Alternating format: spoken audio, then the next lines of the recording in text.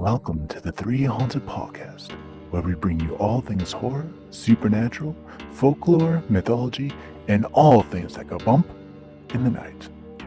What's up, everybody? This is your co-host, Ashley Lunar Goddess, Gorilla Girl filmmaker and horror-loving cinephile. I'm just your average podcast-producing badass. I'm John Thomas. Some would say that I go a little too far with my love of all things horror, paranormal, and meta, but I say, talk nerdy to me, and I'm all yours. I'm BJ Sewura, an aspiring paranormal musician who plays live for the dead because the living just doesn't want to hear me. I'm also a filmmaker and cosplayer with an eye for all things horror.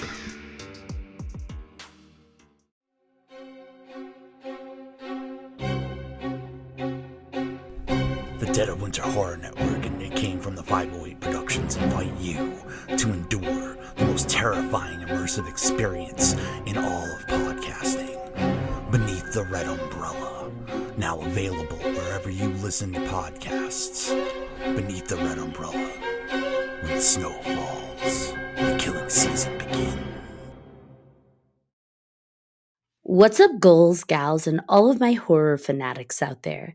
In today's episode, we'll be joined by actor Brett Wagner to discuss all things horror. You may know Brett from movies such as the 2003 version of the Texas Chainsaw Massacre, Chromeskull, Laid to Rest 2, The Crazies, and more. I think he's showing you one of the characters he's played. Don't cheat me on Hannah Montana and. Oh, we got Hannah Montana under the belt and Sons of Anarchy. So, welcome to the show, Brett. How are you, Ashley, John, and BJ? What a privilege it is for me to. And listen, folks. I had to book this thing like 3 months out, so I have been waiting in the wings. So that shows you how popular this show is. That it takes 3 months to get on, which is wonderful. That's a good thing. That means that you guys are busy and you have a long guest list. I mean, you're on the top of our guest list, so I appreciate that. All right, so Brett, or Big Schwag. First question I'm going to come out the gate with is, where did Big Schwag come from? So my last name is Wagner. I mean, I was working bars when I was 16, 17 years old, and I worked with an Australian doorman, and he used to call me Schwagner. So when I got into pro wrestling very late in my life, well, not very late, I was 30s, and I got into pro wrestling. And I had just before the pro wrestling, when pro wrestling started, I was calling myself the Big Schwag, the manager of champions. When I got to do Monster Garage, I got asked to do Monster Garage, the TV show with Jesse James, to do my wrestling voice for it. I said, well, hey, Tom Beers, who's a very famous producer, Ice Road Truckers, Deadliest Catch, Monster Garage, all Bering Sea Gold, all this stuff. I said, can I try to brand myself with this Big Schwag thing? And he goes, I don't care, as long as Discovery Channel don't care. So I started using the Big Schwag, and 6 years on Monster Garage and doing a lot of car shows and bike shows that kind of people were like, hey, it's the Schwag. And then my mom hated it because she's like, we named you Brett for a reason. So flash forward, I started hosting a drag racing show for Speed Channel called Pastime. And they're like, we don't want that Schwag thing. We want you Brett Wagner, which made my mom very happy. But sometimes people would come on and go, hey, Big Schwag. And I'd be like, shh, we don't, that's my alter ego. We don't talk about it anymore.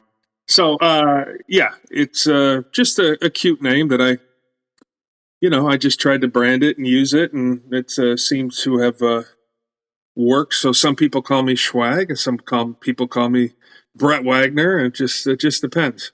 Now, hosting all the car shows that you did, are you into cars, or is there a specific type of car that you're into?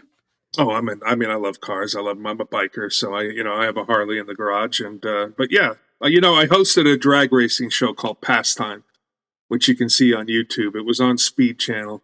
Speed Channel got bought by Fox Sports and became FS1, and they never re-upped our show. But it was a drag racing show, and I was the host. And, I never drag raced. And people were like, you don't even drag race. I said, well, I don't have to drag race to host a show. I had an expert with me, and and you just have to guide a show, just like when you have to guide a podcast or something, and you have to, bring different guests on and all that. But I learned to drag race a year after the show. I was just getting tired of people saying, you don't know how to drag race. And I went to Frank Colley's school, and then I started drag racing up in Canada with a guy in a big long dragster, not a door car, but a long dragster. And that was very fun. And I almost went 200 miles an hour in the quarter mile. But Oh my gosh. yeah, it's, hosting for some people is very easy. Like, actually, you do a podcast, so you're used to delegating stuff and throwing it to John or throwing it to BJ or asking questions to guests. So when you're doing a TV show, it's basically the same thing. I have a little ear thing in, and the producers are yelling at me, different stuff and telling me guests who are coming up their names, and you just got to be able to repeat it real quick back and have fun with folks and poke fun at yourself, which is very easy to do. So I know you said that it wasn't like a prerequisite to have Drag Race to host a show, but I feel like to be in Sons of Anarchy, you have to be able to ride a bike. it's funny, but there are some guys. I did a TV show that never aired called 1% with Donald Logue and Abraham Ben Ruby, the two guys that are friends of mine. Abe was on a bunch of kids shows. I think he was on Parker Lewis Can't Lose for many years. And I already knew how to ride a bike. A lot of those guys didn't, so they had to take them for a couple of months and teach them how to ride Harleys. I do believe some of the guys on Sons of Anarchy did not know how to ride Harleys. I don't know anybody's names, but I know they all own bikes now. Yeah. And you can see Charlie Hunnam once in a while on a bike ride someplace. That's great. So, Yeah, I feel like all the Sons of Anarchy people that I've ran into at the different various conventions, they like have obsessions with bikes, and I'm just like, was that before or after the show? well, that show, I was in a motorcycle club at the time, so I used to come ride down to the set with my patch, and I had known, Kim Coates. I have known Kim for many years, and I remember I barged into his trailer and was like, "Hey!" He's going, "What are you doing here?" So I'm guest starring on this episode. And he was like, "Oh, it's so cool." The guys on that show were great. Everybody on that show was really great. It gave not that Kim Coates and those guys weren't already working. Kim's worked forever, Canadian actor, and been in everything big thing there is, and is such a good actor. And obviously Charlie Hunnam, he came from England and was already working. He worked in England. Obviously Sons of Anarchy pushed him way up there to the big time. But a very nice guy. Everybody on that show is very nice, and it's Sons of Anarchy. You get to see him at a lot of horror movie conventions and a lot of Comic Cons. They will bring them in. And you see that it's a big fan base. In fact, I think I will see Kim Coates in 2 weeks and some of the guys at the Niagara Falls Comic-Con on the Canadian side of Niagara Falls. So, yeah, it was fun. Yes, and some of those guys did not know how to ride bikes, but they learned quick. That makes me laugh because my day job, I teach driver's ed. And so I'm teaching people how to drive all the time, adults and kids. For whatever reason, the kids are like learning so late in life now. They don't want to get their license till they're like 18 or 21, which is really weird. It is a phenomenon. I mean, I'm 56 years old, so I'm a lot older than all three of you. I don't know. John may be hiding how old he is, but the nice shiny dome takes 10 years off, John. So I don't know how old you are. But when I was growing up, you couldn't wait to get your license because what it meant was freedom. You could get out of the house. You could take all the boys that you were, drinking in their backyard or sneaking drinks, and we could go to concerts. We could go, instead of taking a bus to go see Black Flag, someone could drive us and we could go to all these places that we were never able to go with our parents because my dad wouldn't take me to, he's not going to take me to Huntington Beach, which was an hour and a half away, so I could go see Fear or the Germs or all the punk shows that I like to go to. But you get that license, man. Woo. But then, of course, you crash a few cars, and you get caught drinking. It's a phenomenon that these people nowadays, they just don't care about getting their license. It's weird. It is. I'll be honest. I was 21 when I got mine, so. But John, you had all these people driving you around. You were, the heartthrob. What high school did you go to? Geez. I went to a couple. I went to Abraham Lincoln High School here in Denver. So yeah, You were a heartthrob back there, a stud athlete. So I people appreciate that, drove but you no. around. You didn't even. Coaches were like, the coach of the lacrosse team was like, John, do you need to borrow the car for the weekend? It's yours. If only. Thank you. I appreciate that. Yeah, I mean, I had my first car was a '69 Camaro. I was very lucky because 2 weeks before I was supposed to get that car, I crashed my mom's Honda Accord into a fire hydrant, and like a sardine, that little point, took out the trunk of the car, and they still had to get me a car. So I was very blessed. But I have had many, many, many a fender bender. Have gone through many cars, and now I try not to speed because I'm an old man. So you're saying you've hit a few things along the way. Let me tell you something. I mean, here's a real fun example. The Sherman Oaks Galleria, which is a very famous mall that's in California. It's in Sherman Oaks. That's where they filmed Valley Girl was filmed there. A lot Arnold Schwarzenegger filmed there. A lot of movies have been filmed there. And I was trying to show off my dad's. He had a Thunderbird. On a Lincoln Thunderbird, that was what it was. And I remember, I'm like, watch this, because there were some girls coming and my buddies in the car. And I put it in reverse and I was squealing, I'm going to burn out here. But I saw a pole, but I wasn't going to hit the pole. But I didn't see the big concrete base around the pole. So I tweaked the door, and then I had to drive home with that beeping, beep, beep, beep, the bell ringing. And I had to go home to my dad, and he goes, oh, God, another one. And then I had to pay, so I was not very nice to my parents growing up with cars and everything. But So we met you at Rocky Mountain Nightmares, and you Yes. were there for ultimately iconic Leatherface, and that's quite the classic iconic character. And you are known for the Kemper Kill. You created the Kemper Kill. Can you explain to people that are listening and watching what that is? So I was cast as Leatherface in the probably early 2003. No, probably 2002. The movie came out in 2003. So probably 2002. I saw they were going to hire a local hire in Texas, and I was like, this is just what a mistake this was. And then I went in for a commercial audition one day. And when you go into commercial auditions back in the day in LA, it would be at an office building, and they would have a bulletin board, and it would say, room 1, Taco Bell, room 2, Ford. And I saw like room 3 said TCM. And I'm like, there's no way that is Texas Chainsaw Massacre, because this is a commercial place. Why would they be casting, in a commercial place? So I called my agent, my commercial agent. We had booked with that casting director before. And I said, would you call her and ask her if they have cast Leatherface yet and what they're doing? And she said they had not. They were just trying to get one more girl for the movie, and they were looking at LA. But she said, if Brett wants to come in and put himself on tape, I'll do it. And I went in the next day. I went to a Salvation Army and bought this cheap suit. I was 350 pounds. I was just ginormous at the time. Put that on, and she rolled the camera, and I said, Mr. Bay, Michael Bay, you don't want to waste this role on some bouncer, some ex-Dallas Cowboy football player who's now doesn't play football anymore, some producer's son who's a giant guy.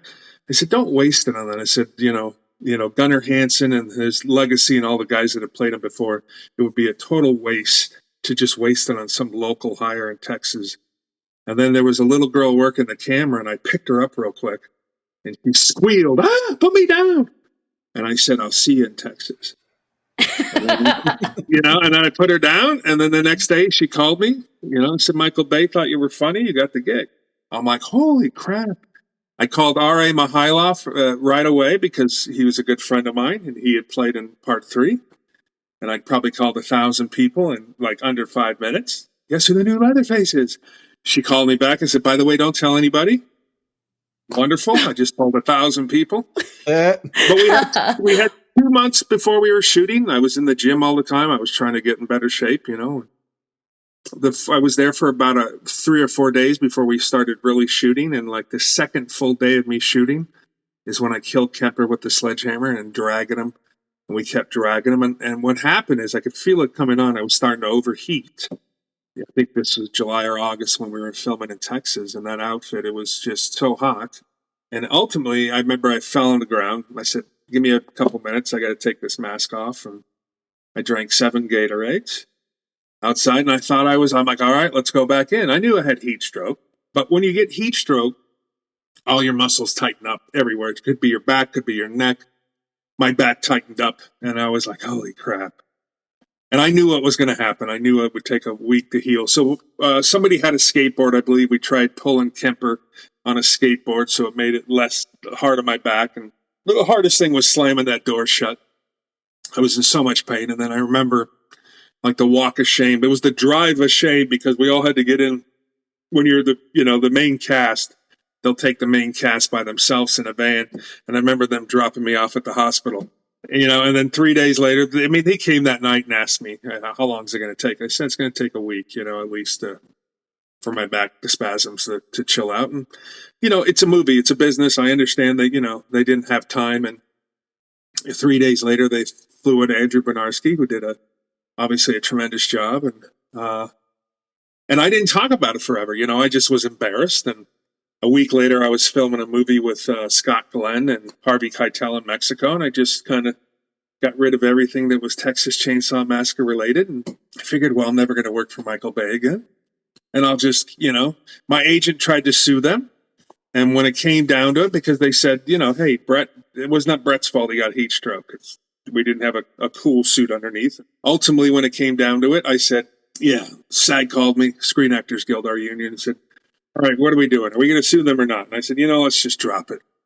I think the last guy I really want to sue in this world as an actor is Michael Bay. So, I just didn't talk about it. And I went on to do a lot of other horror movies and the Crazies and a lot of Buffy, Angel, John dies at the end, a lot of different stuff. And I've been, still doing a lot of independent films and auditioning for bigger stuff. But over the last couple of years, some of the magazines wrote about it. Some conventions started calling and saying, hey, we'd love for you to come out. And, because you are, yes, I'm in the movie 59 seconds to be exact, right? But I still was Leatherface. There's 2 of us in the movie. And, you eventually just go, okay, just accept it and enjoy it. And that's why I will sign chainsaws, but I tell the people that's not me. That was Andrew, but I'll gladly sign it for you if you want it. But I bring those bloody sledgehammers, because that's what I use, the sledgehammer, and it's a little different, When you're at the cons and you're selling stuff, you got to be different, right? Because every Leatherface can sell chainsaws, but not many people. There's nobody besides Gunner and me that can do the hammer, right? The sledgehammer. So that's what I do, and I'll sell Kemper's face. I didn't wear the face, but I killed him, so I have a few guys. Addison Moray, who's a mask maker or whatnot, makes my Kemper kill skin faces, and those seem to go pretty good at the conventions. So that is the story of the Lost Leatherface. And it is a pretty iconic death. I mean, the sledgehammer death of Kemper is gory, and it is, you don't forget it. And it was and I never even watched the movie, to be honest with you, until a couple of years ago. I'd watched my part, but someone said, hey, you were in the trailer, because at the ending of the trailer, they show me slamming the door shut. And I was like, oh man, that probably would have changed my mind years ago about, talking about it. But, injuries happen in movies, especially physical movies like that. I'm not the first guy to play Leatherface that got hurt, and that's usually why you have stunt doubles, and my stunt double wasn't there that day. So what could have been? And you earned it. I mean, wearing that, what you were wearing, and the mask, and because it was probably humid, right? Like we're talking. Yeah. Texas in July and August is not a fun place to be. Yeah, they come to Colorado usually in that time, because it's dry. Well, BJ, because you wear a lot of the costumes and enjoy it. It gets even in an air conditioned room, you'll start heating up. So yeah, I for Comic-Con one year I dressed up as Alf. and you know, it's a big furry suit and a rubber mask, and yeah, I was dying that whole day. You sure you weren't doing a furry convention?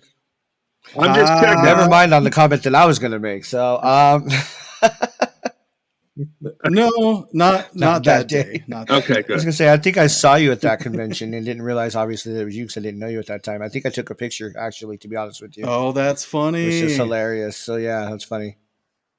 But yes, like wearing like masks and trying to do physical stuff, like that's extremely demanding, and doing it over and over, because that's the one thing with me and Ashley, we're also filmmakers, and you know, being on set and having to do stuff over and over again, especially in those intense situations, is hard. Well, I mean, if I can give any advice for people out there, it's like, you know, you got to be physically ready for stuff. Yes, some things are out of your control. You know, I could have demanded that I get a cool suit, which like Mike Myers will wear under Fat Bastard. But I mean, I mentioned it, but they had a tight budget.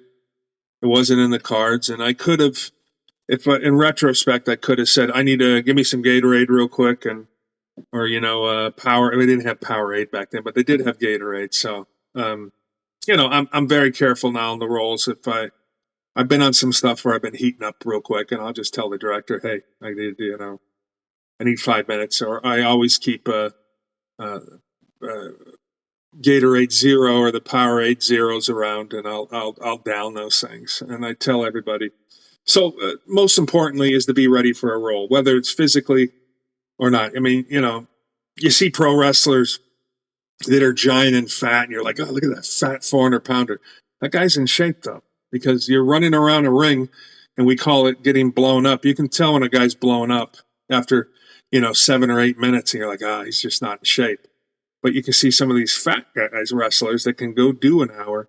Back in the day, Dusty Rhodes, who was, didn't have a wonderful figure, was a big, chunky dude, but he would wrestle for an hour against Ric Flair. An hour, keeping a crowd, entertained for a whole hour. That is one of the hardest things to do, let alone just do 5 minutes in a ring. So, well, even working, like, they're lifting people, they're throwing people. And even if you've got a partner who's helping kind of balance and counter some of that weight, you're still having to lift and like run around and roll and flip. It's acrobatics basically for a full hour. And that's not an easy feat. it is not. Sometimes, so I was like a wrestling manager. I mean, I think I wrestled 2 matches, and I just realized I was too old and I wasn't in good shape enough to do it. But some of the wrestlers, sometimes when you're managing a young guy and he's wrestling, let's say like George the Animal Steel, or back in the day, or the Honky Tonk Man, some of these guys that are older wrestlers tell you, I'm not falling down. I'm not going to the ground. If you want to give me the business in the corner, he may slump, but he ain't going. He's not hitting the ground. So as a young wrestler, you go, okay, you just accept it. You're happy to work with the guy, and you learn a little bit, because a lot of those guys back, I know we're going into wrestling, but a lot of guys will go over a match. I mean, now you go over a match, but a lot of the older guys, they just call it in the ring. This is my finish. Okay, great. And that's all you give him. And he's like, he didn't tell me nothing. I'm like, he's going to call it in the ring.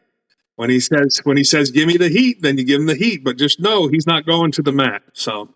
Yeah, and it's okay. We can always go. So I like natural conversation. So if we go to wrestling, we go to wrestling. Okay. Nothing wrong with that. No, wrestling's great. And one thing I wanted to mention, other physical stuff, like I just watched the Crazies not too long ago, and that the whole scene under the semi, like I love it so much, just because like that's like the perfect place to get in a fight, but like be totally afraid of what's going to happen, because it's like there's not a lot of places to go.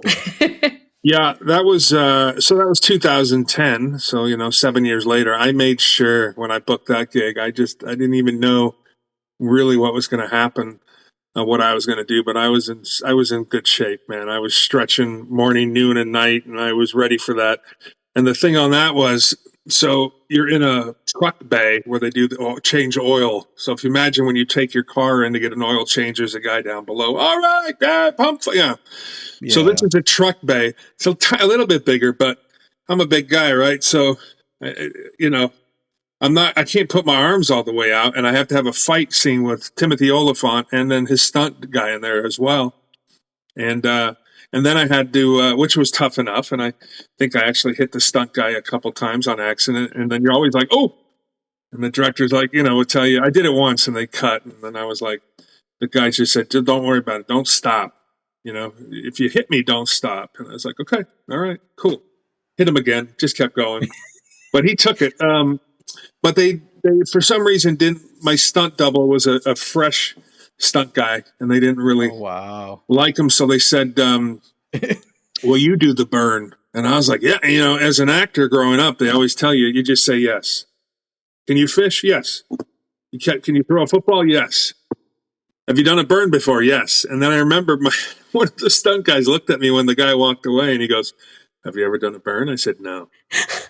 So he's like, all right. So he had about 10 seconds to either squeal on me or tell me what to expect. And he goes, all right, you've done pretty good so far. I'm going to tell you what's going to happen. And, I was very blessed to, you're working with the foremost fire expert guy, the stunt guy coordinator comes in, and, you get 2 layers of clothes on. They're all gooped up, and then, they put the mask on you, and you have a little breathing thing. And then when they say, all right, so I had probably 11 seconds, but when you're on fire, truly, but 11 seconds on fire, it seems like 5 minutes. And you're like, you have to wait until the stunt coordinator says breathe. They say cut. I fall to the ground. I catch on fire. I turn around 3 times. I hit the ground. And they say, don't breathe until, because if they said cut, but if I would have breathed, I've been breathing all these fumes in. So you have to wait for the stunt coordinator to go, okay, good. So I did one full burn, and then I realized, that was pretty cool, pretty dangerous. I didn't really want to do it again. And they let my stunt guy do it 2 more times, because you're also taking money out of his mouth, right? I said, how much is he going to make for this? And I think they said, he makes like $3,000 every burn. And I was like, wow, I got a bump as well. We call it a stunt bump. As an actor, you do something physical that they could have used the stunt guy on. You get a little bump for it. I think I made like $1,800 bump, which I was like, wow, this is great. And I got to do a burn. Would I do it ever again? Probably not. That sounds terrifying. It is. Because you really can't see, right? I have another mask over, and there's a scene where you show me looking down, and that's a 3/4 burn.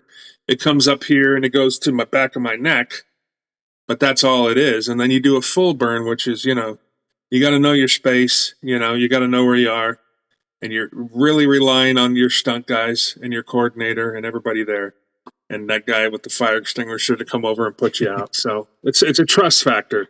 They're literally just having to extinguish you at the end of the scene. Because that's so hot. At least back then I was. Now, do they have to use gloves or anything to get you out of the suit because you are so hot, or does it cool down pretty quickly once they've extinguished you? That is a good question. I couldn't tell you. That was 20 years. I don't remember. I mean, the gel is. I don't know. That's a good question. Whether they had to do that. I mean, we got the clothes off. But that is a great question. Maybe I'll ask one of my stunt guys and I'll text you back and tell you. Yeah, I'm just curious how like that after process is. I'm sure there were some gloves because you get this gel on you too, which protects you, which probably obviously gets hot as well. And then, the clothes you're doing are all on fire and smoky. So I'm sure there was some kind of glove action going on. Now, you've been in a lot of horror films, a lot of sci-fi films. Are you yourself a fan of horror, like watching horror?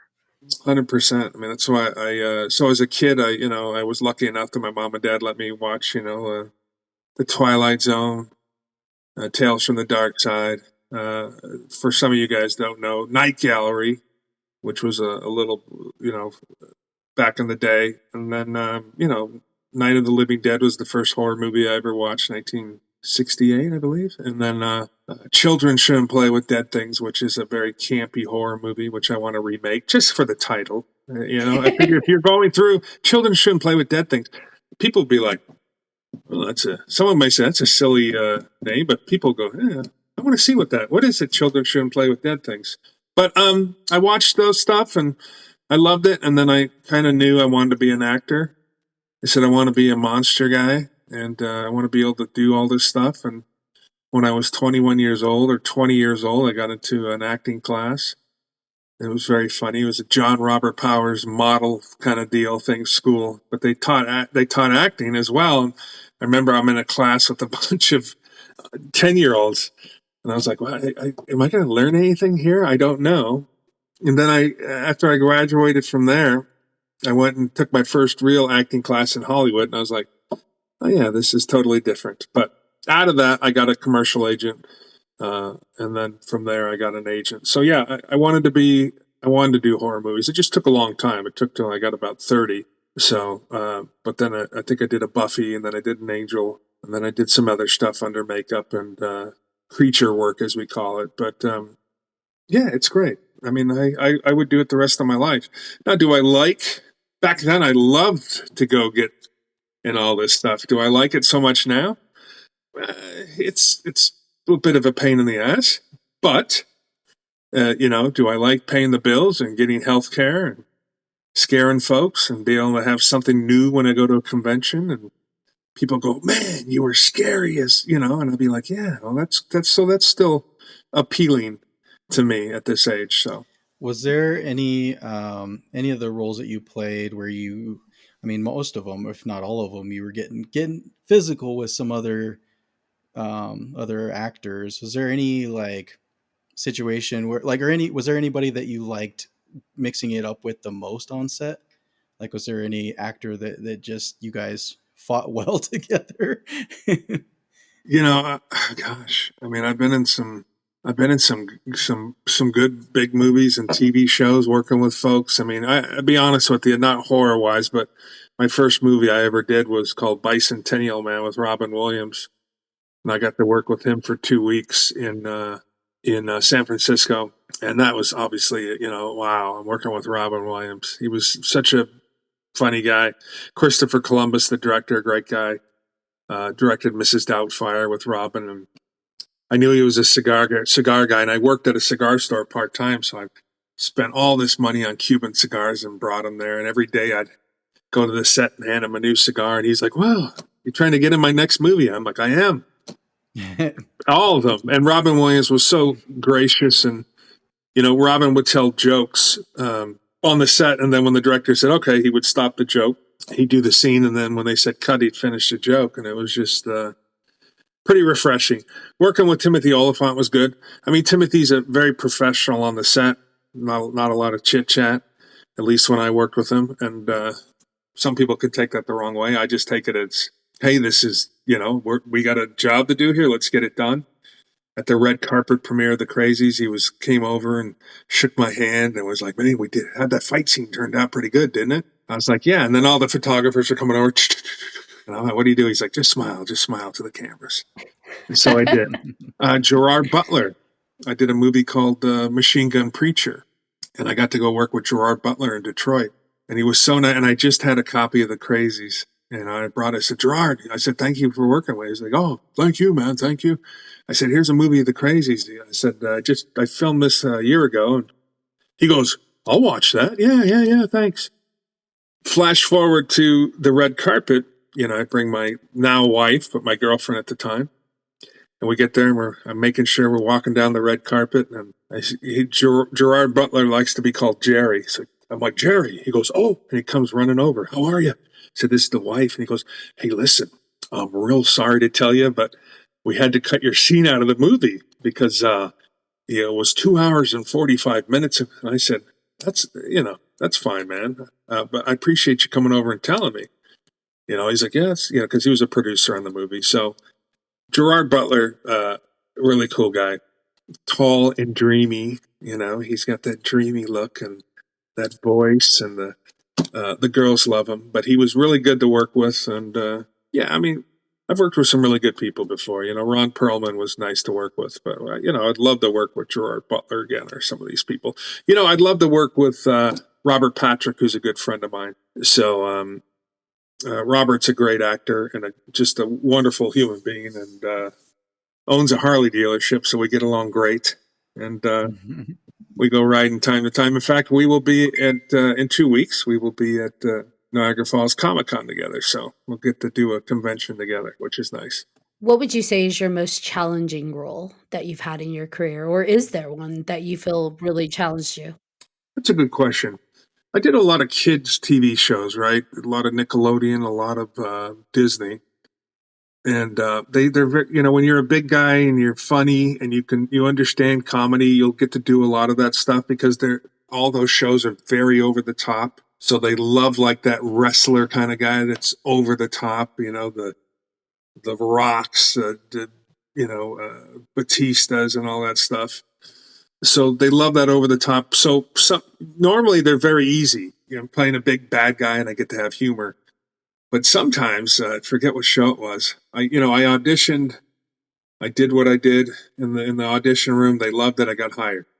On the set, it wasn't that. I think it was the show called. Gosh, I'm going to forget it now. But I remember I kept doing it the way I did it in the thing, and they're like, no, and I'm like, oh no, because when you're on one of those shows, like, and you're shooting to a live audience, the writers are there. There may be 30 writers. The people from the network are there.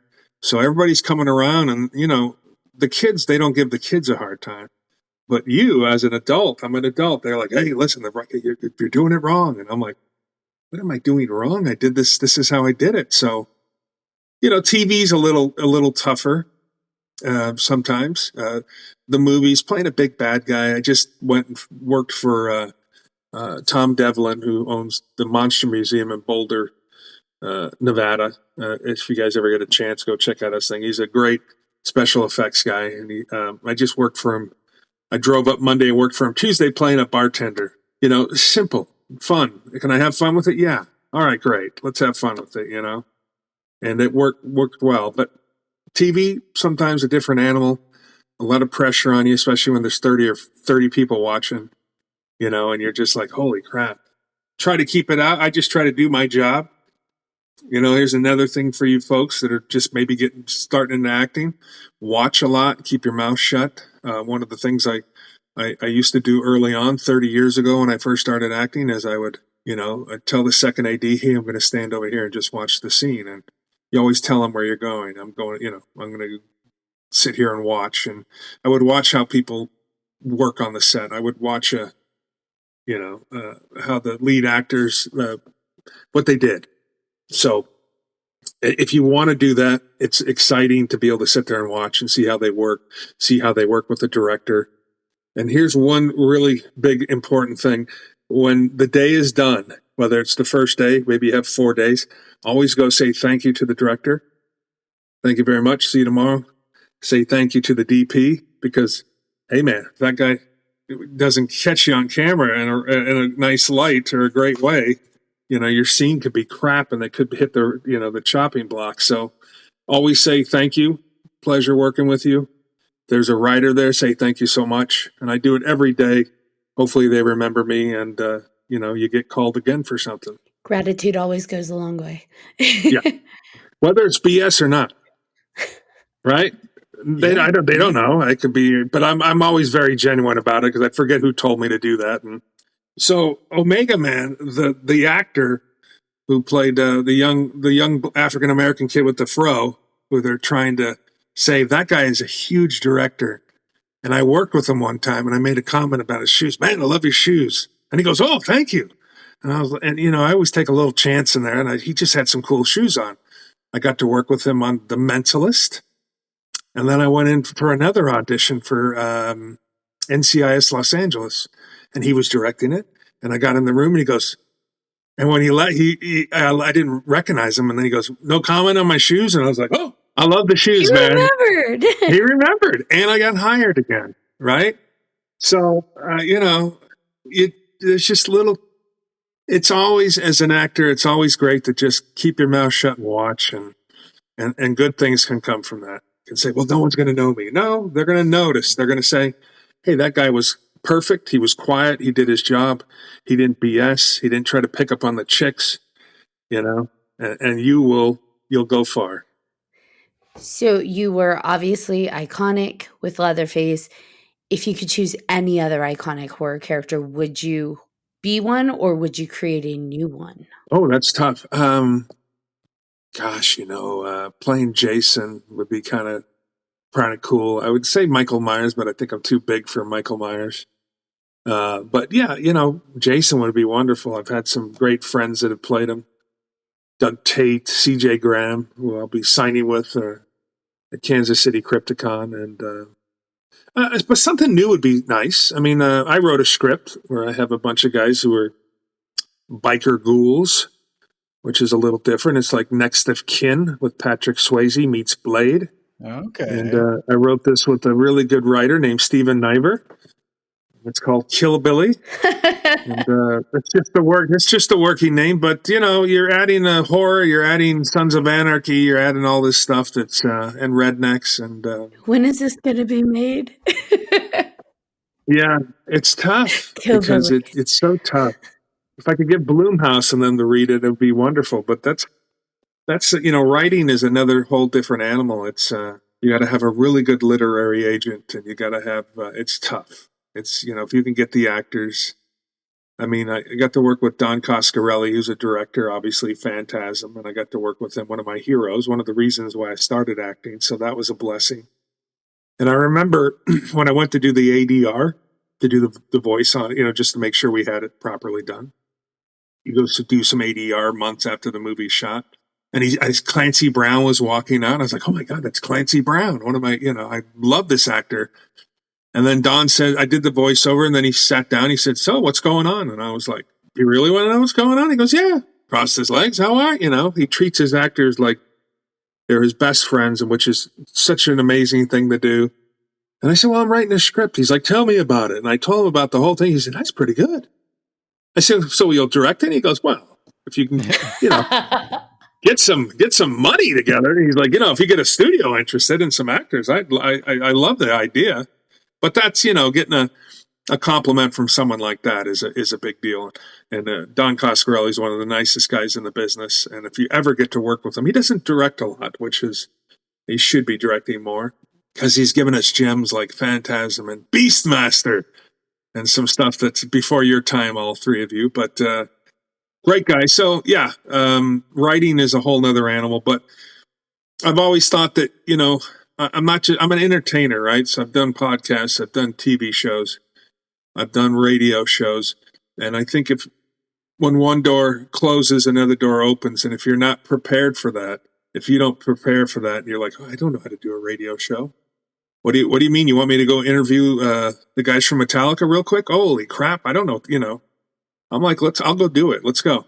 I'll figure it out later. And if I embarrass myself, then I'll make fun of myself, So afterwards, and if you're going to be it's better to be an entertainer and do everything, and hopefully something sticks instead of just saying, I am this, and for me, it seems to have worked, and I've been gainfully employed for many years.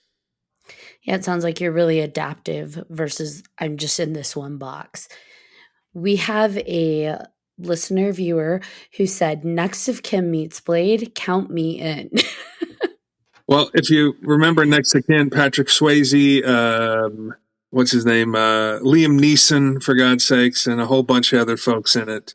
Hillbillies that come to Chicago to, vengeance for their son, Bill Paxton, who gets killed. And I've always loved that movie. And obviously, being a biker, I love the bikes. And then I love vampires. Near Dark is probably one of my, besides Christopher Lee and The Lost Boys and Near Dark, it's a toss-up. They're both different movies, but they're both so good. They're both guilty pleasures for me. And, Near Dark, female director, Catherine Bigelow, right? So it's who went on to win the Academy Award, for The Hurt Locker or whatnot. I mean, we've had a whole podcast episode like putting Near Dark and The Lost Boys up against each other. And I'm like, you just can't compare them, but The Lost Boys is always going to win for me. Yeah, it's tough. One is, so listen, Lost Boys is so good. And I can't tell you the bad things I did looking at Jamie Gertz all the time, but she was so beautiful in that movie. The movie is so good, but it's a totally different. Lost Boys to me it's a blockbuster movie, right? But it's so good. The acting is so good. Near Dark, it's a different kind of movie. It is. Bill Paxton, Lance Henriksen, the whole, finger licking good. The whole bar scene is so amazing. There's so much good stuff in that movie. Jenny Wright, who I became friends with over the years. They're two different animals, They are. They're both phenomenal. but I love them both. Don't make me choose. I also like Vampire Circus. See, I'd love to do. There's a lot of Hammer films that should be redone, right? I would love to do Vampire Circus and something like that, for God's sakes. But they'll never be. If I have to choose a vampire, it's Christopher Lee. That was my vampire. Bela Lugosi's great. Some of these other guys are great, but Christopher Lee was the man. I'm with you. I know that's people would probably expect me to say otherwise, but if we're talking about like classic vampires, Yeah. Christopher Lee is where it's at for me. Yes. John, you haven't said much. John, give me something. What's going on? I'm the quiet one in the group. No, I just going way back to the other conversation. Do you have any advice for anybody who wants to start out as actor, basically? It's location, right? You have Atlanta. You have New Mexico now. New Mexico's a nice hotbed for movies. You have LA. You do have New York. You have Louisiana. You have New Orleans. Not New Orleans. You have North Carolina. So you got to figure where you can go. LA is obviously a big place, but it's also, I'm ready to leave out of here. Everybody comes to LA that wants to be an actor, and you don't necessarily have to be here. I would get in a good improv class, right? You say, well, improv's comedy. No, it's not just comedy. It's being able to think on your feet. Like if I, threw something at Ashley and said, hey, Ashley, you're this. Okay, great. And you don't, sometimes you don't have time. You go in for an audition and they will say, I don't like that. Can you do this? Yes, I can. Give me 5 seconds here real quick to think about it and then go, and then headshots are important, believe it or not, right? So getting good pictures that look like you. My pictures are 5 years old and I just don't want to go spend $700 to get new headshots. But the problem is that I'm not getting auditions because I don't look. They know you don't look. That was like 5 years ago. So I look. I've gone back to the flat top now, even though it's white almost. And I'm not going to start putting the stuff in like BJ does. No, I'm going to let my gray show. And Called Oh, out. not gray for sure. yeah, but but it's it's location is a good place to start. It's going to be tough. They may do local commercials where you live, and they may cast for that. But what happens when you've done all those local commercials? If New Mexico, listen, I love New Mexico. Netflix has a studio there. I think Amazon's building a studio. Still cheap to live. Atlanta is a hotbed. It used to be LA, New York, Louisiana, right? That's where but Louisiana dropped their tax incentives years ago for some stupid reason. So Atlanta became the hotbed, man. And Atlanta is super humid. If you have curly hair, or if you don't have curly hair, it will be curly, Ashley, after a while. But the amount of shows they shoot there is amazing.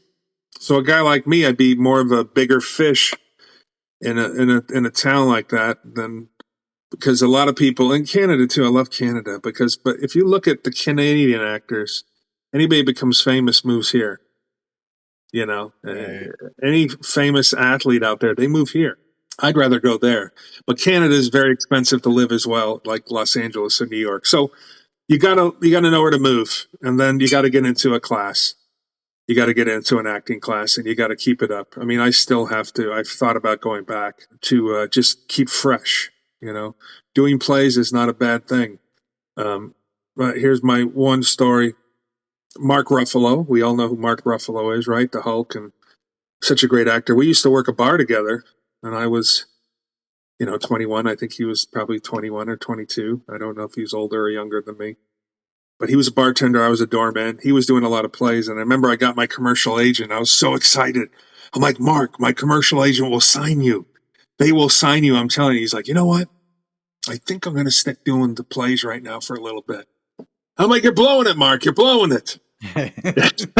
I probably didn't say that, but I was so excited that I got a commercial agent. I knew I could get him in over there because they were so nice. But yeah, it's he did pretty good on his own. He's not doing too shabby. Not too shabby, but you got to stay fresh. So get in a class.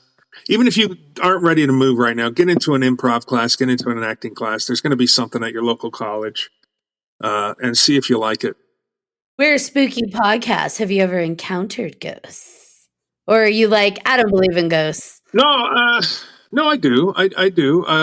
It's funny because I wanted to do a show and debunk all these other shows. Do I believe that there are ghosts? That's a tough question. I believe that there are spirits out there, which I guess we could call ghosts. I remember when my father passed away, I was playing poker and I could feel it. I just knew he died. And then I got 4 of a kind and I was like, that's a sign. Get out of here. My dad just gave me a blessing and get the hell out of this casino. Yeah, but I do. But I would sure love to do a show and go out there. I would love someone to prove it to me. I do believe in God. I do believe in the devil. I believe that everything you do bad, everything that happens to you on this planet is kind of like hell. So a lot of that stuff is our own doing. I mean, 99% of the bad things that have happened to me in my life are because of me. It's not because of any, there is that one chance of something, out of your realm that happens, but I want someone to prove it to me. And I think that would be a great TV show because, there's skeptics out there. So I think if we had a TV show and we go around to debunk it, and I'll bring different, celebrities with me. I'll bring Ash. I'll bring you guys' crew. And let's go see. Let's go see if that, and I don't know if we need those little things that light up and I feel like I'm on Star Trek. Oh my gosh, it's red here. If there's something there, we're going to know it, So I'm ready to do that. I'm in. Me and John are actually going on a investigation tomorrow. Yep. So we're going to go see if there's ghosts around here. Wow. And where's around here? So it's northern Colorado and Greeley. It's called the Armory. And apparently it's haunted. So we're going to see if we're going to try to verify that. Oh, yeah. All right. Well, you tell me, because I will come back up. Listen, if there's something cool and we want to shoot something, I'm more than welcome to figure out how to get up to Colorado. Oh, yeah. You say, John, you say, Schwag, it's haunted. I'm going to prove it to you. Right. Let's go. And we will figure it out. In Victor, Colorado, it's supposedly the most haunted place in Colorado. It's called the Black Monarch. And I've been wanting to, and they've themed their rooms after they have the Bela Lugosi room, the Lizzie Borden room. But apparently it is a very haunted, according to the Google, the most haunted place in Colorado. So I've been wanting to go get these guys and just go do an overnight thing and see what do we find? Mm-hmm. What do we believe? Well, listen, there's people that are making a living at this, right? I mean, there's more TV shows. 20 years ago, you ghosts, come on, and now all of a sudden, 20 years later, there's 6, 7, 8 different TV shows that have to do with ghost hunting. And so is there something there? Yeah, there probably is, but prove it to me. Yeah, BJ can tell you I'm the most annoying person when it comes to that, because for me, I do believe ghosts are possible, but I will pick apart, and it's one of those things. Once you get me to believe that is paranormal, I believe hard, but it's really hard to get me to that point. Yeah, I mean, as a kid, I believed in it a lot. I